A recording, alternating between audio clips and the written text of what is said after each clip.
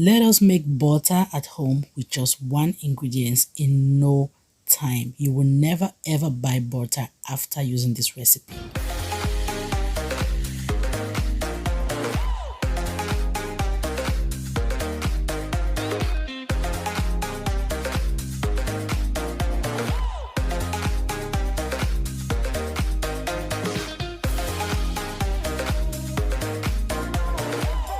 Hey yo guys, how's it going? It's your girl Claudie. Welcome or welcome back to my kitchen. Today we are going to be making butter at home. Trust me, after this recipe you will never ever buy butter. Like, it is worth saving. You're gonna save money. If you're new here, please hit the subscribe button and turn on the notification bell. So to start off, like I said before, we are needing just one ingredient, and the ingredient is whipping cream. So this is 473 mils. You can go ahead and use any amount based on the number or based on the amount of butter you need.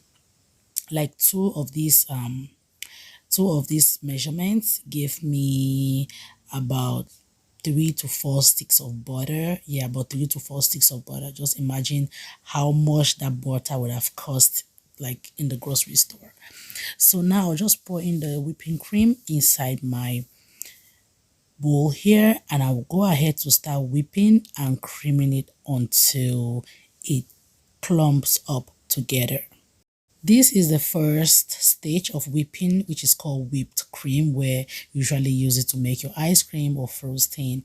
So keep whipping until you see that it start decreasing in size or reducing in size, and it will become very clumpy. Just keep beating. This process can take about 15 minutes, maybe 10 to 15 minutes, depending on the speed and the strength of your mixer. Okay, this did not really take a lot of time for me, trust me. This is a texture you want to see your butter or your whipping cream to be at. Your butter is already formed and the liquid part is the buttermilk, so you want to separate the liquid part, that's the buttermilk, from the butter. I will use my squeeze cloth here. You can use a strainer or whatsoever, or maybe you can use your hand to squeeze it out. So after perfectly squeezed out, I will now transfer into my bowl here. The next thing you want to do is to add some ice water or very cold water so that it can easily hold up together like that, and also to rinse out the excess buttermilk from it. Okay, so you see how hard that is, so that you can easily form a good shape with it, like one whole shape with it. You see that? And you can easily squeeze any extra water from it. Guys, this is 100% butter. I've been using this butter to bake and to cook and whatsoever. Right now our butter has been formed. This is your homemade butter. Just imagine the amount of butter you have made from that whipping cream as compared to when you wanted to buy it at the grocery store.